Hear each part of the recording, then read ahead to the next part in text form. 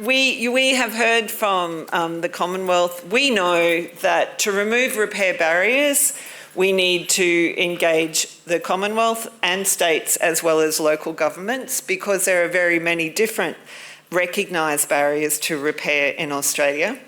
So we've heard from the Commonwealth. We know about our consumer law, we know intellectual property law needs reform, and our competition law policy needs reform, as well as product stewardship. We've heard from the states. I do believe that there is scope. We have examples from overseas jurisdictions of the waste industry and waste levies being used directly to fund repair activity in their communities.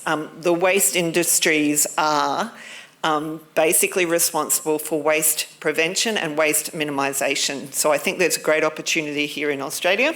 Our next session focuses on local councils and the all-important communities of repair that we have in and around Australia.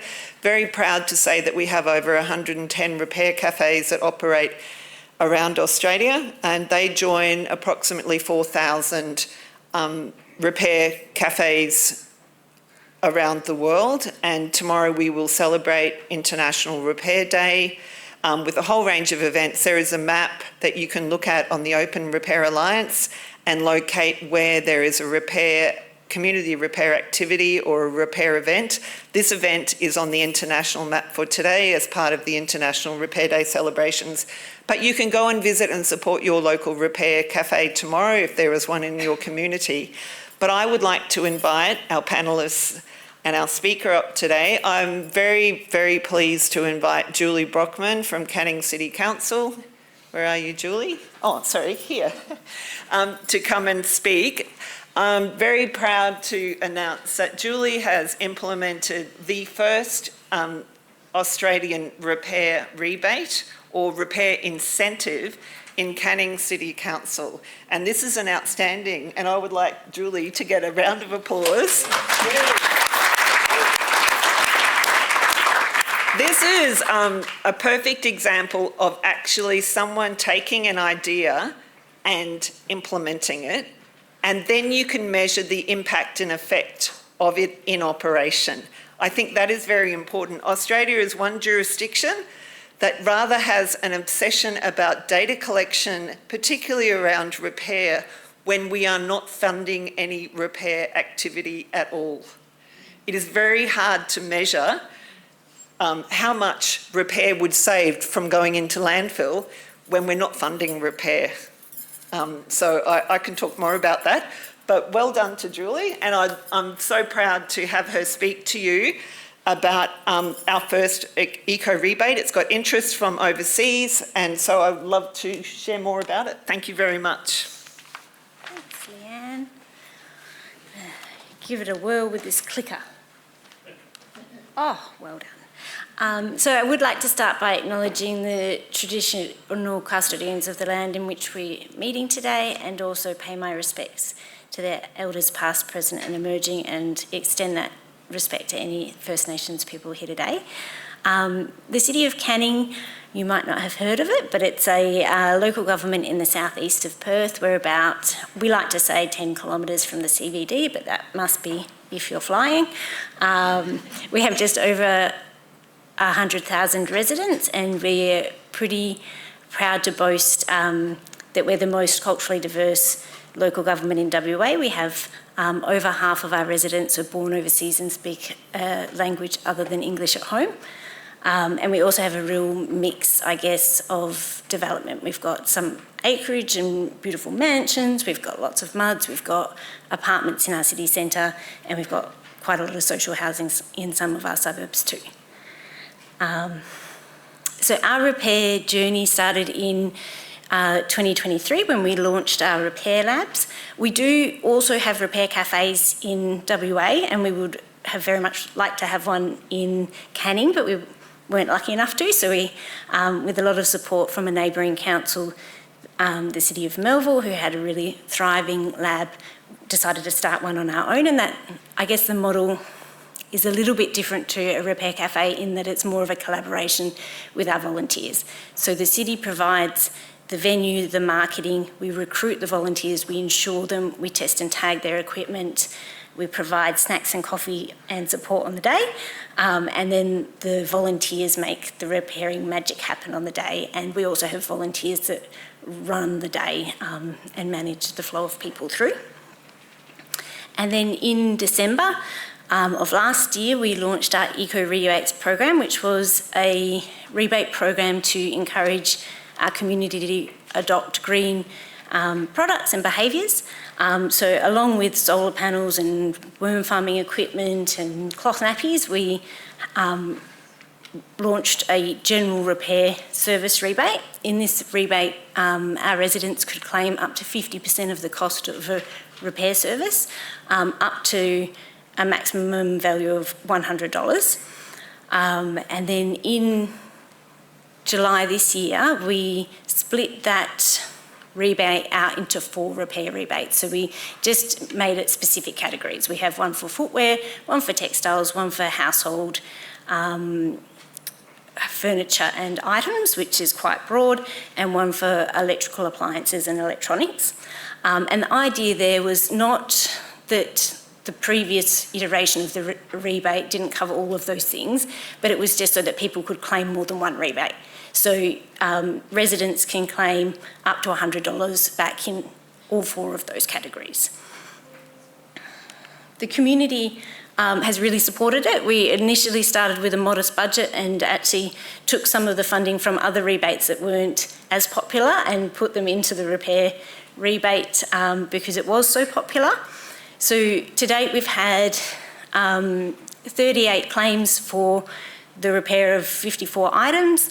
You can see on that graph that electronic appliances is the most popular category, and we've calculated that successful rebates to date have avoided 1 tonne of items from being discarded and 5.5 tonnes of greenhouse emissions being avoided because of the embodied energy in new items. We've had about 10 rebates that we decided were not eligible, mainly because people were hoping to claim for parts and they did the repairing themselves, which would be really amazing to support, but it was just not in our terms and conditions. So the rebate is for a repair service rather than parts to repair something yourself. We did ask people whether the existence of a rebate impacted their decision to repair at all, and we found 1/3 of people said yes, the fact that you had a rebate gave me the confidence to try repairing something instead of just going and buying something new. 1/4 of people said yes, I would not have been able to afford a repair service if you didn't rebate it, and about 40% of people said no, this didn't impact my decision, but cheers, I really appreciated the money. The little icons show the most popular item repaired in each category. If you're from WA, the coffee machine will be no surprise to you. We really love coffee. We were all locked down in COVID and bought coffee machines. Now they're all breaking. Although if I had grouped white goods together, then that would have been the most popular item in the electronics. The household items one has been a real mixed bag.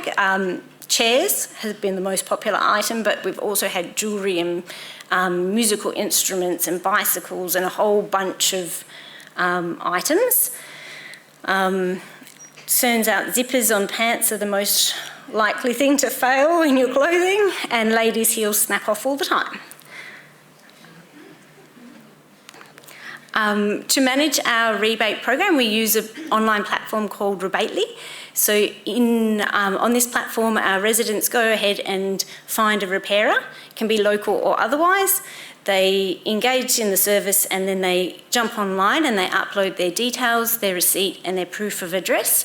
And then Rebately does some automatic checks for fraud, and then a staff member, well, I jump in and have a look at it, make sure it fits our terms and conditions, and if it does, then we approve it, and then Rebately pays it into the person's bank account directly and invoice me once monthly.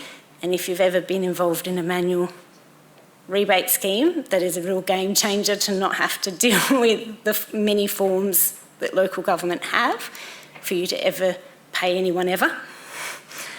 So that's really wonderful. And Rebately is actually a social venture that was developed by the folks at the Compost Revolution in partnership with the Shire of Sutherlands, the City of Parramatta and the Randwick City Council, and partly funded by the New South Wales EPA. So Bronwyn really does fund diverse and meaningful projects with her money. And then lastly, and I think I do have some time left, we have a Sustainable Businesses and Initiatives map, which was called a circular economy map, but we decided that it was not understandable for our community, and we have repair services that are local mapped onto that. So people can use that to find a repairer. They don't have to. In fact, some people who've claimed a rebate have sent their item away for repair and then had it shipped back to them, and that's fine. You're still eligible for a rebate. And also, when I assess them, if it's a local repairer that we don't have on the map, I just pop it on so that people know. I had ended up being the person that my colleagues were like, I've got this couch that's ripped. I'm like, oh, no, let's have a look. So it's nice to be able to share that information with the general community. And that's all I have for you today. So thank you very much.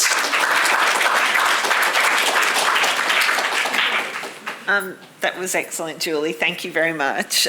It's great to see it actually being taken up so well. So I would like to invite you to join the panel, and we're going to have a panel discussion now with David Kuhn from SS Rock. We've heard a lot about SS Rock today, and you can see David's profile on his LinkedIn. And I'll ask Karen Ellis to join us from Mended Australia. And we are just going to hear a little bit from David and Karen, and then we'll have a little bit of a discussion. And our aim is that we will have some time for questions, and then our last hour of the day we will open up, so because we would like to hear from you about some of your industry's repair challenges, your opportunities, and obviously to those of us online as well. But I will now ask David to speak. Thank you, Leanne. Hi, everybody. My name is David Kuhn. I'm with Southern Sydney Regional Organisation of Councils. It's a group of councils in Southern Sydney representing 1.8 million people. Pretty small geographically, but very densely packed. Lots of cultural diversity, lots of migrants, lots of students, and not a lot of space in which to do things. And with Sydney prices being what they are, space is a real premium. We do have a good group of councils and I've been with SS Rock for about 11 years, and I guess we've really built a good amount of trust and direction forward on circularity.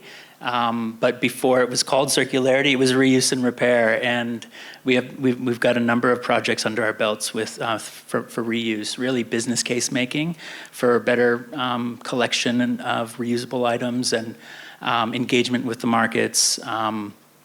Potential, warehousing solutions and 2 truck passes for separate collection.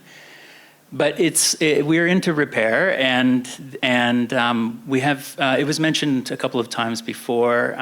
We did a project called Retread, which was about bicycle repair. Thanks to the EPA, has funded it for the last 2 years. Very good uptake in the community. They're booking repair workshops left and right. And we're deploying lots of bikes that were previously discarded and able to repair, refurbish, and get them back into market. It was also referenced the Product Stewardship Center of Excellence helped us with a stewardship pathways for white goods, and it was really great to hear the discussion earlier from Aaron around white goods, the community kind of uptake of that, the need, and really we have an industry group that has the appetite and interest to be regulated in this way, and COFOS is part of that as well. But that's a story that I think needs to be advocated a lot more. It's quite rare, and maybe this sector within the industry can be a model for others. The EPA funded us recently. I was actually, this repair summit a couple of years ago inspired us. I remember looking at John Gertzakis in the cafe kind of over here, and he kind of had his glasses down, and I was trying to asking what should we be doing? How do we frame this repair incentive? I was really inspired by it, and he just looked at me and said, just do something. And so we decided to put together a grant around studying the repair incentives schemes overseas in Europe that are really popular, quite well taken up. Some were supercharged by COVID, but others have been going for a number of years. And take kind of the harvest all the outcomes and the findings from insights from governance structures and different frameworks. But then to take some of those learnings and take a couple of archetypes and model them here for Sydney. And we will spend about 1/3 of the grant to try the incentive using community focus groups. It'll be in a controlled settings, but we want to also engage the repair sector in Sydney, really get them to self-identify and understand the barriers they have, bring them to the table, help us co-design what that incentive structure might look like from their side. And ask them the question, do you want to be coordinated? Could this be the first scratchings of a repair network in Sydney?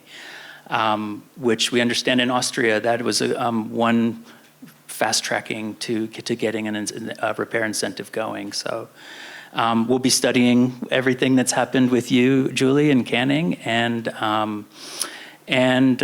we have really engaged expert advisory on this journey, and the idea at the end of it is to take the findings and really present a model or an adjusted model based on the evidence that we can take to state government. But we'll spend the next couple of years doing that, so maybe I'll come back in a few years and talk about that. And Karen, you're a community repairer, a repair advocate, but you've also had engagement with your local council. So I think it's interesting for others to learn how you've managed to do that. Thanks, Leanne. Can everybody hear me? Yeah? Yes, good. Yes, Mended Australia is a very strong advocate for repair and the right to repair. We've been doing it, Danny and myself, as a group of 2 for over a decade, and we've had ups and downs doing that. As you can imagine, over 10 years ago, there wasn't much community repair happening, and we sort of got on the bandwagon thanks to the international repair movement, and we have since progressed from repair cafes, working in repair cafes, fixing in repair cafes, to myself being on the steering committee of the Australian Repair Network, and now we moved from fixing at a repair cafe to actually engaging with our local council, and finally engaging with our local council, that's Hume City Council in Melbourne. Many of you will know Broadmeadows is a part of Hume City Council. We're in Sunbury, and very pleased to be brought into the fold a little bit within council, because it hasn't been easy over the past 10 years to know how to really access them as community members. I have worked in local government. I worked in 2 local governments many moons ago. I'm retired now. Danny and I are retired. And working in local government to then being out of local government and approaching local government to undertake projects is a entirely different matter. And I just thought it'd be really quite easy. They'd know you and they'd embrace you and just love to have your ideas. But it wasn't always the case. And I guess not because of local government, but because Danny and I were retired and really didn't want to go through a lot of the formal processes. We just wanted to be ourselves, doing our thing and helping our community without all the bureaucracy and red tape after years and years of that in the workforce. However, Hume City Council has now come to the party. And it was quite a surprise. It was like the universe, everything in the universe aligned. And what happened was we approached them with an idea, a unique idea, to actually go through their e-waste crates and find out what was working in their e-waste crates, because we had a feeling that there would be a lot of stuff that was working. And so what happened was we went through some mock health and safety training, and we went on site to their MRF, and they thought initially we were a bit sort of weird. Why are you doing this? And how come it's pro bono? And what's your intention? And really at that stage, it really was just to see what was working. But then we thought, oh my goodness, this is an opportunity for data collection, and just realised how important it would be to collect some of this data rather than just fix what, or just take out what was working or fix what was working and put it back into their tip shop for resale. Of course, this was all pro bono. And so we started collecting data, and the data is so revealing, even to us who imagined that it would be, a lot of it would be working.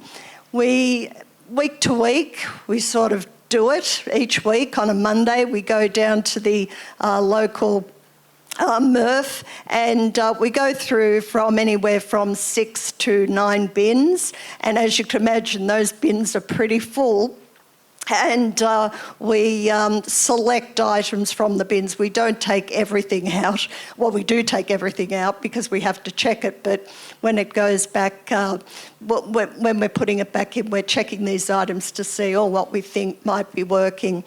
And then we take them home because there's no facilities on site for us to be doing anything there. We take them home in the station wagon, and Danny assesses them, and what we've found is 70 to 80% are actually working, and that's really quite surprising, as I'm sure you could all imagine. And about 20% are repairable, and we weren't ever going to repair, but Danny can't help himself. He started to repair the items, and 10% goes back into the e-waste bins. So that's us, excuse me. Yeah, thank you. So it's been a wonderful experience. Hume City Council has been, thank you.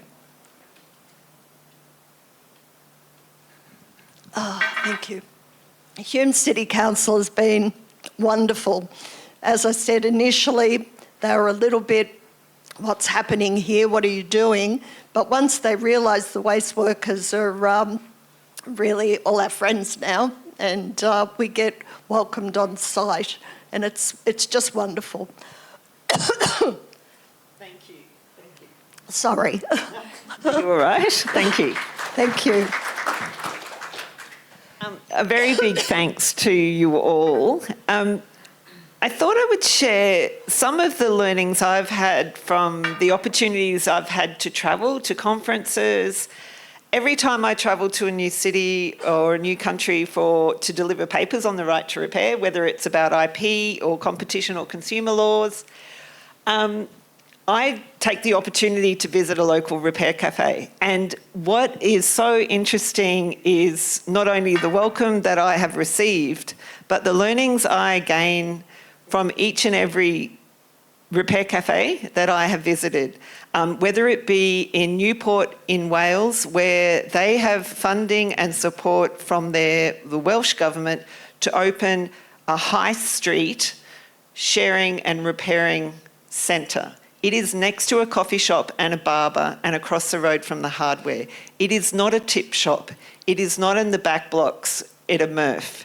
It is in the high street, so when people are taking their children to the library and getting a haircut and grabbing a coffee, they go into and borrow a tool or they drop off clothing to get repaired.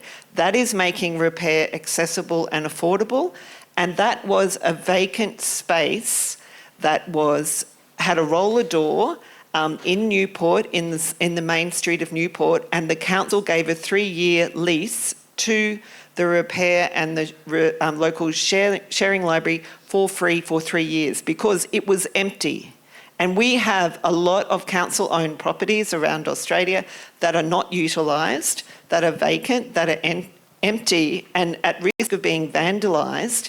But here is an example in the high street where people pass every day, and the Repair Cafe operates on 4 of those 5 days for 4 hours a day, and the sharing library operates every day. It shares toys, nappies, clothing, tools, you name it. It is a true sharing library. That is one example. There are so many examples that I could share, and I have shared through each of the submissions to the waste reviews in Australia, whether it's South Australian, Western Australia, Victoria, Tasmania, New South Wales. I write 15-page submissions outlining and sharing all of this knowledge of how local councils can provide support and how we can elevate. I was great to hear that in Port Hedland in Western Australia, a very remote area, that we have had a repair cafe opened, which is a wonderful example, just sharing the knowledge. And what I'd like to ask you, I'm going to ask you each a question,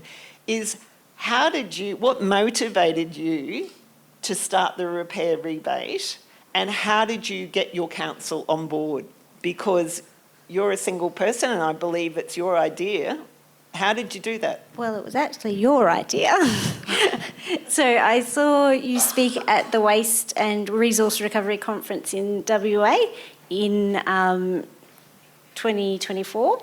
And actually during your speech, I was like, oh, this is the one thing in this conference that I could actually do. And I emailed my manager while we were talking. I was like, I wonder if that's rude. Nah, it'd be fine. She wouldn't mind.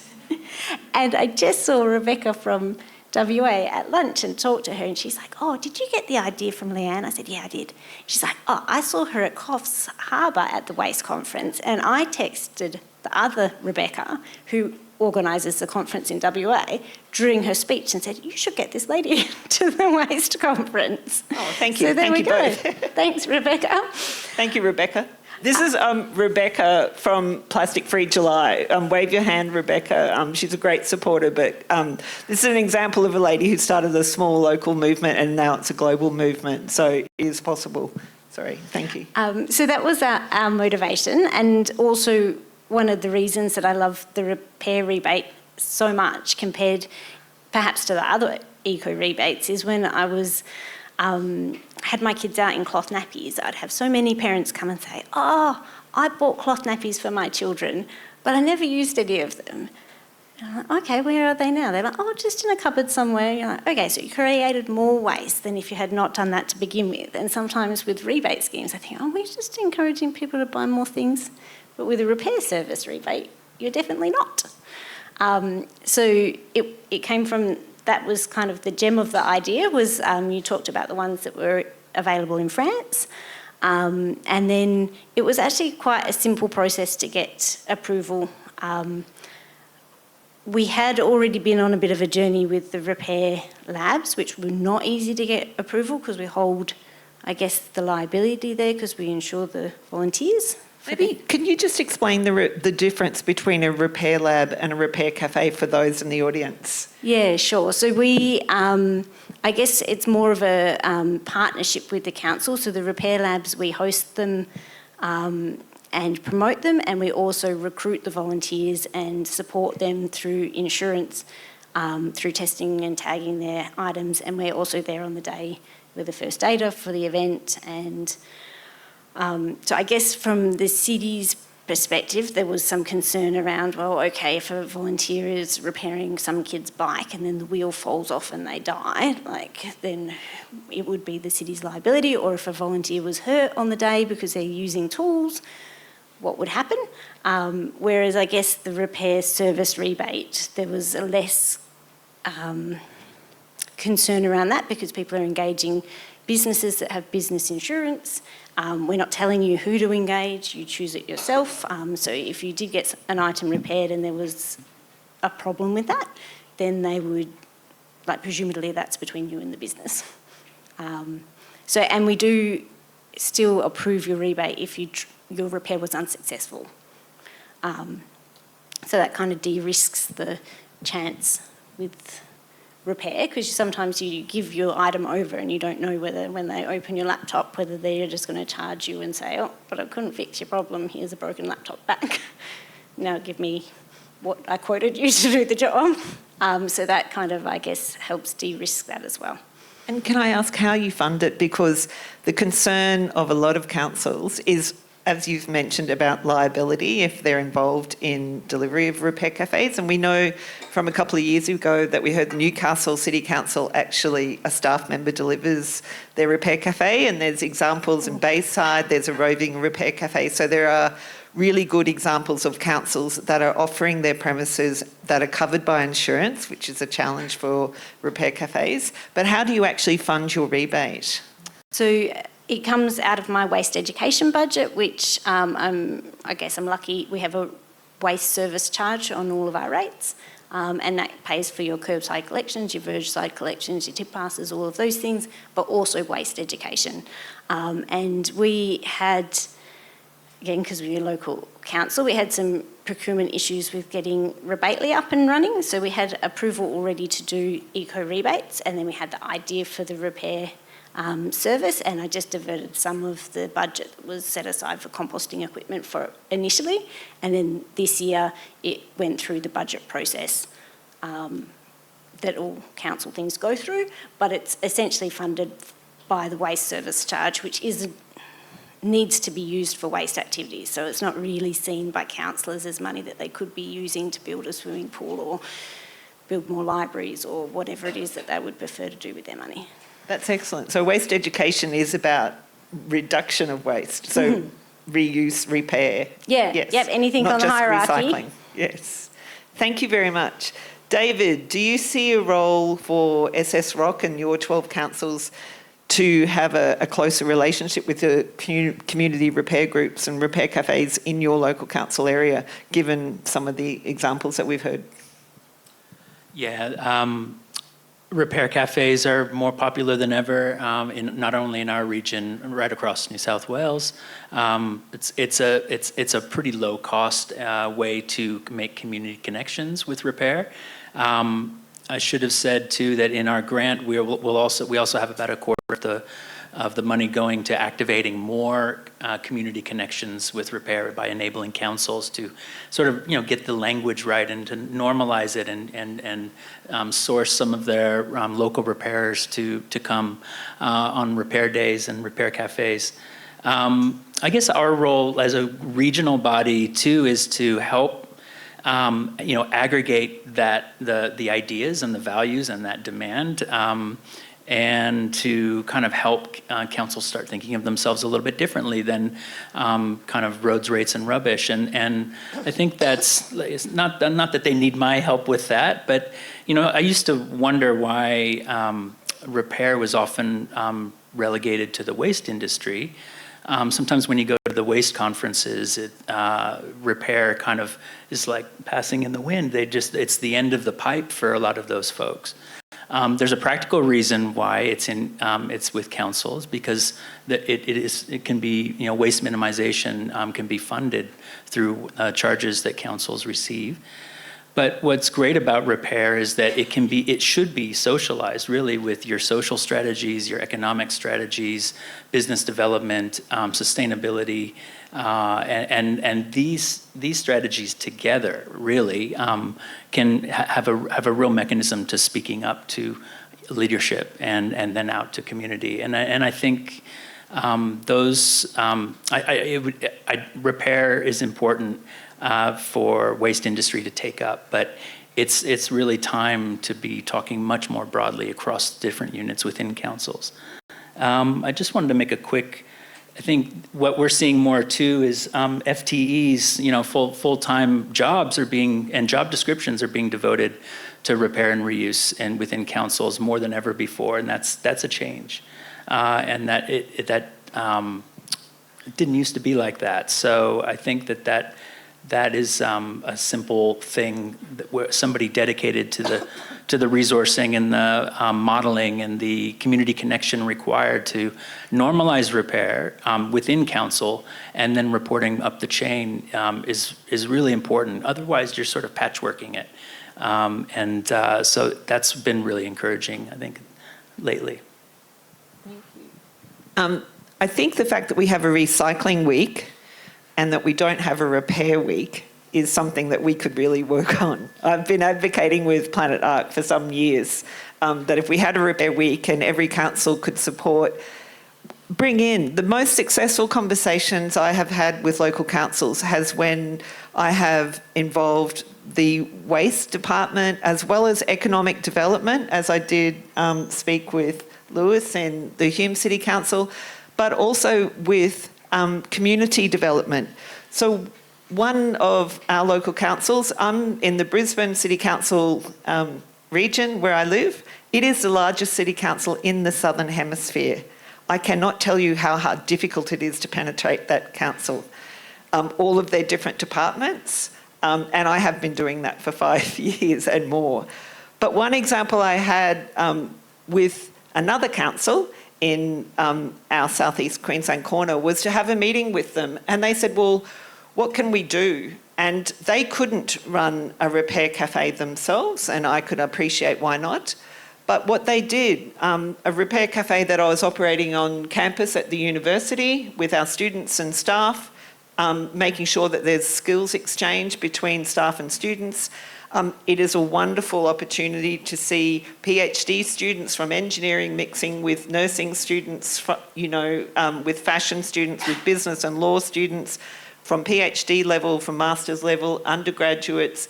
Our international students bring incredible diversity of skills. We have electrical engineers from Namibia who are restudying to be a nurse on the Gold Coast, who can then fix laptop computers and phones just like that. But what we said to the local council is you don't have to run your own repair cafe. So we, as part of the Logan Leaf Festival, the local councils gave us $2,000. I said, give me $2,000 and I can show you what I can do with $2,000. I employed 5 electricians for 4 hours on a Saturday morning, put an ad in their local newsletter and got so many electrical items. They were tested and tagged and fixed. We did a little e-waste study and reporting on the data to the local council, and that was a $2,000 job that was done over the phone from a Thursday and delivered on the Saturday. So it doesn't take a lot in terms of policy shift or a long-term kind of thinking about these projects. There are opportunities to maximise the existing 110 repair cafes and communities of repair, their skill and knowledge, tap into them, provide them with venues and provide them with the assurance of insurances. This is a big problem. We have the Men's Shed Association, which is now an international association, which is doing a fantastic job. It has incredible impact. It has incredible funding as well. But we try to partner with the men's sheds with our Repair Cafe movement. There are barriers there. Obviously, the men's shed movement is there for men's health and a whole range of other reasons, but they also do a lot of repair. We love to see them come into our Repair Cafe community.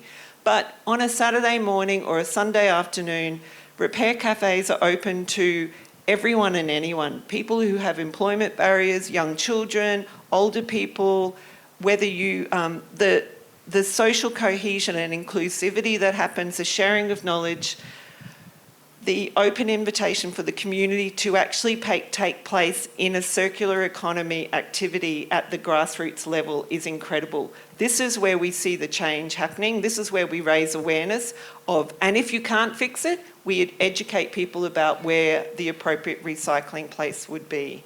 So I think there are plenty of opportunities, and Karen's just one example of how you've managed to penetrate a council, but I would invite all community repair groups to reach out to their local councils, and I ask local councils to listen and see how you partner with Community Repair, because they are actually providing an incredible service for Australians, but they are also very, very useful for our right to repair movement.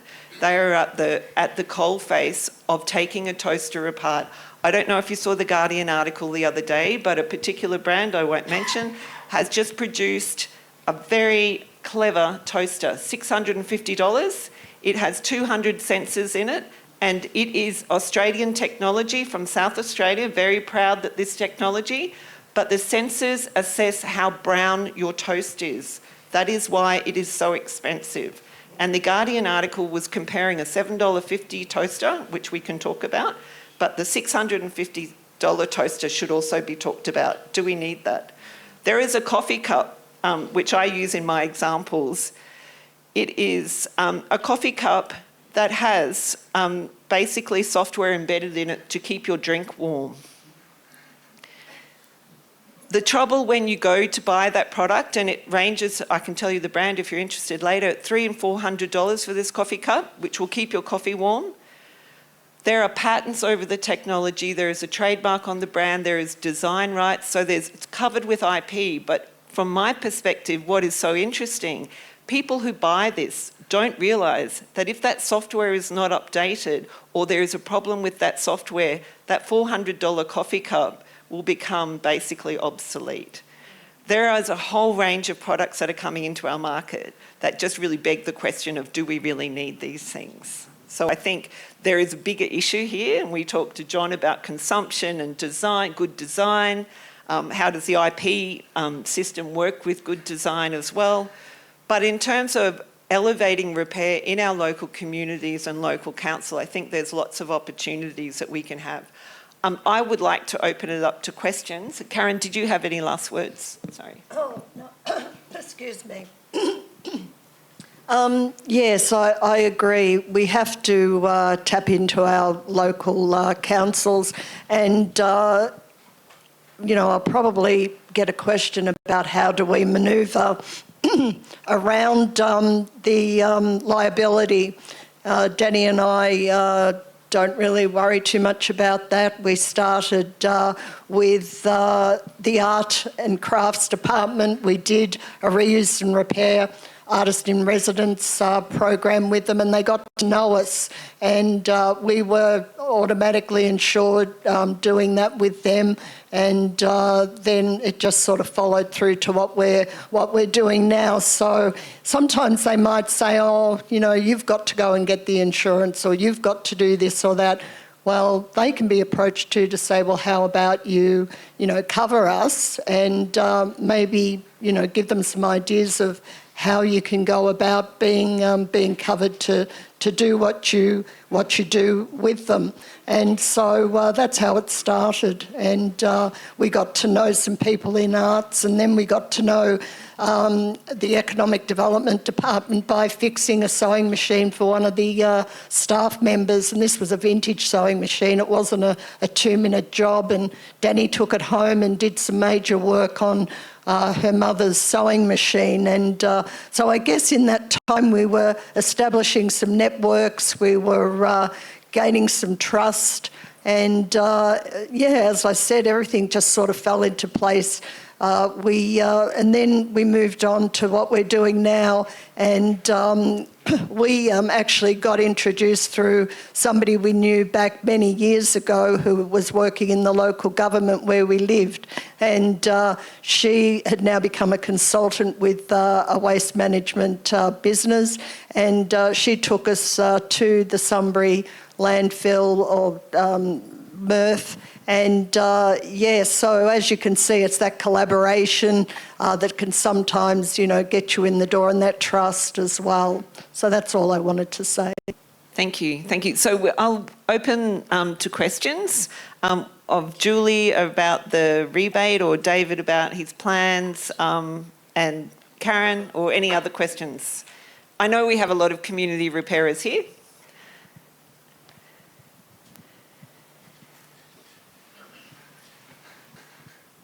Thank you. We have a couple of just one Online questions. online question. One thing from Just another example of a council support here. Anita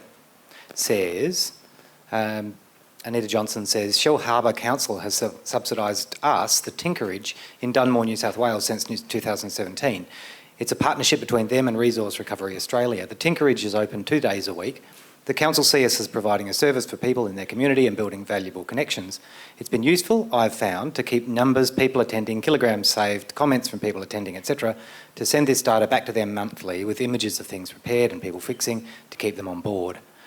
But also there is a question, and this is from Janelle Ossington to David. Can you let us know what repair rebate models SS Rock will trial? For example, how much per claim, what evidence might be required to do the claim? Would SS Rock or each individual council administer it, etc.? Yeah, good questions. So we're at the beginning of our research plan now, where we're going to study what Europe has done. It's a whole range. So some of them have done the main ones are electronics, bicycles, appliances, clothing, and furniture. So I think that's probably what we'll be working in. In terms of dollar value, going to be tough to say. Sometimes it's a percentage of the cost of the repair, or sometimes it's a max dollar value. We'll kind of take some of the evidence on board. And remind me what yours was again. I took notes, I believe. 50% of the cost of the repair, up to $100 per claim. Yeah. And the last part of the question was around the governance, was it? Yes, which council would administer it? Well, we'll look at that. I mean, that's the other thing to study, is the governance of who's managing, administering, how much platforming can we do? Rebately is a good option. We do want to avoid the administrative headaches and hurdles, but fraud, privacy, and cyber concerns are really important concerns. So we do want to look after that. We would love to bring on Service New South Wales, which runs a massive rebate program for active kids vouchers and creative kids and that kind of thing. They did a lot of the rollout of incentives for during COVID. We would love to bring them on board just to kind of be in on the journey, to understand what platforming or IT requirements would be needed to ensure that you've got privacy and fraud protections.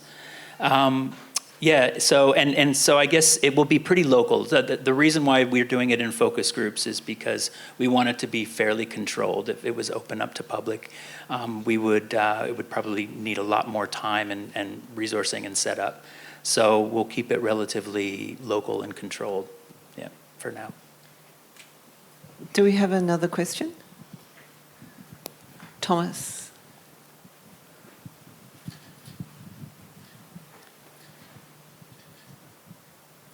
Hi, Thomas Mickle from the Full Circle Collective. We're a circular economy hub recently established in Newcastle. My question is to Julie. I don't think you mentioned about what was the overall budget that you set, annual budget for rebates, and were there any issues of demand outstripping supply? So I guess initially for our repair rebate, we had a $2,000 budget, which was oversubscribed, so we increased it during the first year, last year. And then we have a larger than that budget for each of the repair categories this year.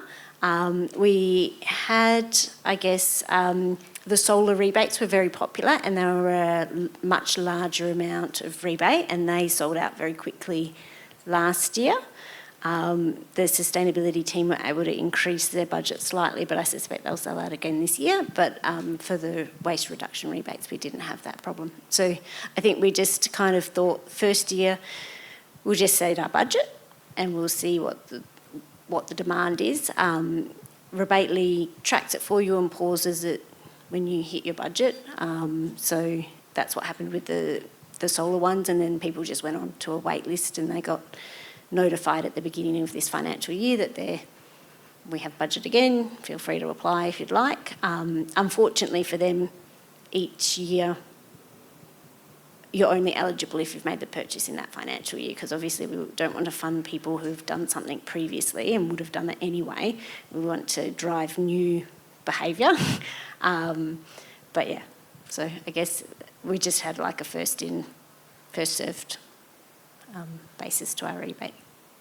Thank you. Are there any other questions? Can I make a quick comment on funding? Kind of the pool of funding is really important, I think, for these incentives. It needs to be sustainable. We would like to be looking at product stewardship schemes and whether point of sale pricing can be set aside as a model for greater repair and these types of incentives. Not sure if we can make the direct link. I don't know if any European examples are doing that. I guess we'll find out. But that, I think in that those policy, when we modeled white goods, we had 3 different models, and go look at our report online for the costings for different kind of levels, kind of C, B, and A grade product stewardship schemes. The last one, A grade, has an extra $1 plus for to set aside for reuse and repair.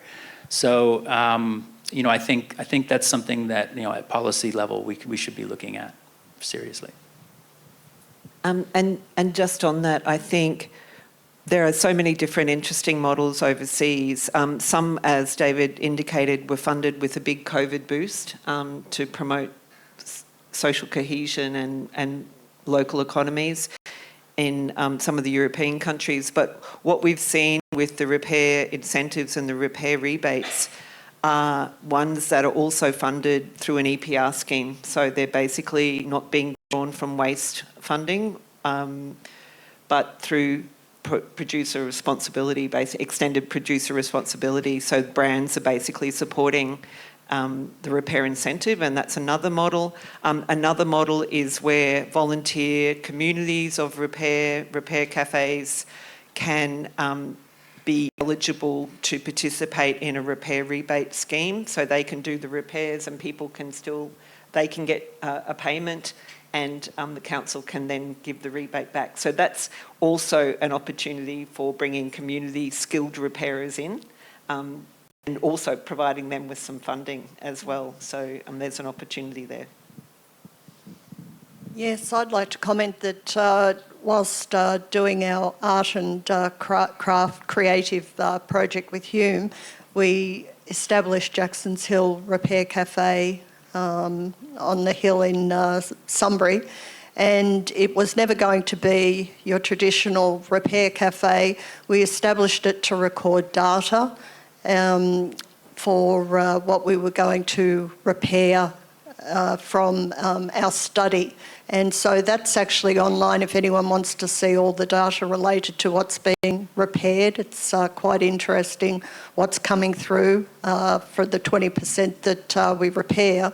The other thing I want to say is that recycling is still very much a part of what council does. There's no doubt about that. We might be making some inroads and increasing some awareness, but I'll give you an example of going through the e-waste. We were, 10 months in. We're over 12 months now doing this project.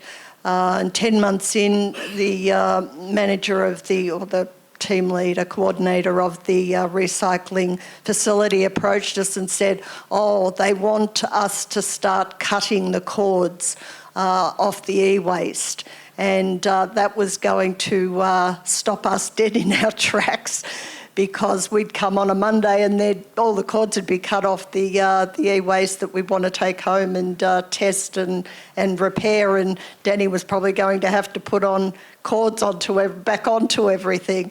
So recycling, yes, was very much, that had to be done for the copper, the recycling of the cords for the copper. Repair didn't come first, or retrieving for, resale didn't come first. It was the recycling. So I'll leave you with that little note.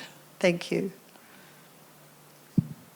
If there's no further questions, just in closing, I thought I would share just a few ideas that I have had. I've been putting them in submissions for years now, so I may as well just put them out there for the public. Things that I've seen overseas that have really worked. I'm not sure if you're aware of the Purple Bus.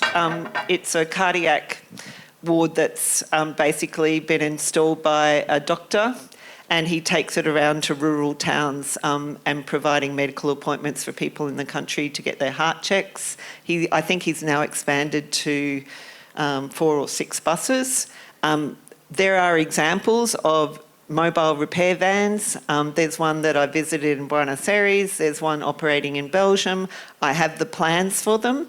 A repair trailer that can be hooked up to a normal car that can go and visit a town. In Belgium, they have this repair trailer mobile van that visits on a calendar across a month. It pulls into a town, it advertises ahead of time. All the local people from the area come with either broken things or with their skills. It travels with repairers, a whole range of different things, so you can fit about 6 or 7 stools around it. All of the power tools have been supplied with it. It is a game changer in terms of quickly raising awareness and supporting repair activities, because every town that visits, you then have a network of people who can then take that on and engage in repairing or sharing behaviours. And so that's one example. To elevate community repair, we in the Australian Repair Network try to support our 110 community repair. It is very difficult, given the volunteer nature of the conveners, of the volunteers, to get everybody's name and contacts on one database. What we have been asking for is local networks of community of repair cafes, and I commend the ACT and Sea Change are here, who are helping the ACT repair cafes join together into a network.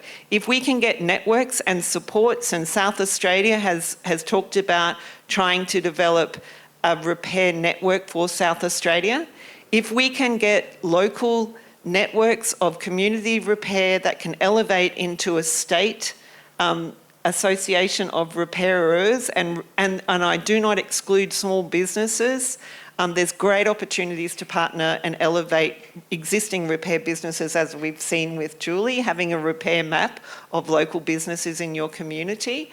But ultimately, I would love in the Australian Repair Network to deal with a repair cafe convener who from South Australia, from Western Australia, from Tasmania, from New South Wales, so that we can then help them elevate, network, do the data collection better. We have seen networks like this in Scotland and Wales. They are funded by the national government, but there is opportunity in Australia for local, state and federal governments to help us elevate this, and that will achieve more awareness around repair in Australia in a short time frame than the $1 million advertising campaigns that we're seeing around some other waste reduction activities. So if anyone is interested in any of those ideas or has a spare bus or a van, please come and talk to me. I would love to do something with you. Thank you very much to Julie, to David, to Karen for sharing your ideas, and can you please join with me in thanking them? Thank you, Leanne. Thank you. Thank you for everything, Annie.